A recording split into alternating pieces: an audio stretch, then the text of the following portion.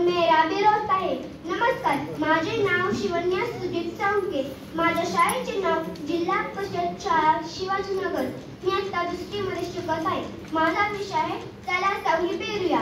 वृक्ष आमचे मित्र, त्यांना नका तोडू हो कोणी, त्यांना नका तोडू हो कोणी। अहो, पण आजकाल अशी गाणी फक्त शाळेत गाण्यापुरतीच वापरतात। याप्रमाणे वागण्याचा प्रयत्न कोणीच करत नाही। ही तर खरी खंत आहे। संत तुकाराम म्हणतात, बोले तैसे चाले त्यांची वंदनी पाऊले। आज आपण आपल्या देशाच्या विकासाच्या मोठमोठ्या गप्पा मारतो, पण खरंच विकास म्हणजे नेमकं तरी काय हो? विकास म्हणजे फेसबुक युट्यूब वापरणं म्हणजे विकास आहे का? विकास म्हणजे व्हॉट्सअपवर मेसेज इकडून तिकडे फॉरवर्ड करणं म्हणजे विकास आहे का? विकास म्हणजे घर नसताना दुसरा बंगला, टू व्हीलर, फोर व्हीलर घेणं म्हणजे विकास आहे का हो?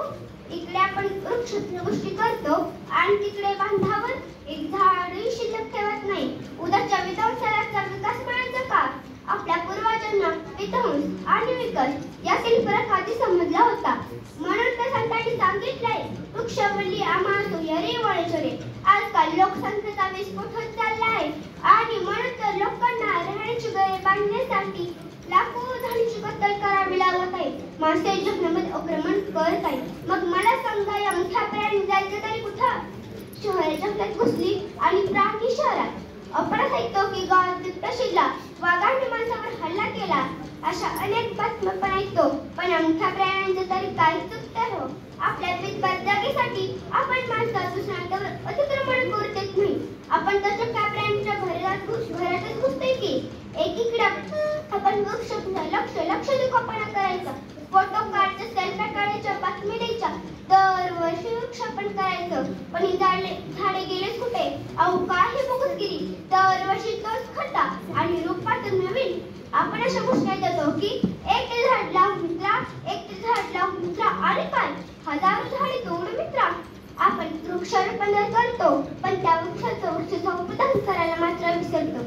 म्हणून तर आमच्या सारख्या चिमुकल्यांना हाती घेऊन सीड बॉल, एक्सपेरिमेंट मागे नाम असे अनेक उपक्रम घ्यावे लागत आहेत। आज तुम्ही म्हणाल की एक झाड लावल्याने काय होते?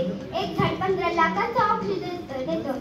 एक झाड 40 लिटर पाण्याचं रिसायकलिंग करतं। एका झाडावर 100 पक्षी घंटे करून राहू शकतात। एक झाड 18 लाख रुपयांचा जमिनीची धूप थांबवू शकते। एक झाड लहानपणीच्या खेळण्यापासून ते आराम खुर्चीपर्यंत आणि म्हातारपणाच्या खाटेपासून ते स्मशानपर्यंत आपल्याला लाकूड देतं। एक झाड काय करू शकते याचा लेखाजोखा आज मी मुद्दाम तिथे तुमच्या समोर मांडलाय। मित्रांनो, अजूनही गेलेली नाही। पुढच्या पिढीच्या पाठीवर सिलेंडर लावून ती पिढी कशी दिसेल याचा विचार करा। ऑक्सिजनची खरी किंमत आपल्याला कोरोनाच्या काळात समजली, पण आयुष्यभर फुकट ऑक्सिजन देण्याची किंमत कधी समजणार? आपण सगळे ठरवून एक झाड लावलं पाहिजे, त्याचं संवर्धन केलं पाहिजे। जर या भारत मातेला सुजीला फलक पडत असेल तर काम आपल्याला केलंच पाहिजे।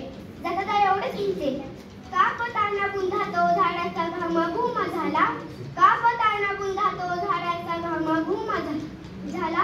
एदारा बस सावली, झाडातून आवाज आला, झाडातून आवाज आला। एवढं बोलून थांबते। जय जय महाराष्ट्र, धन्यवाद।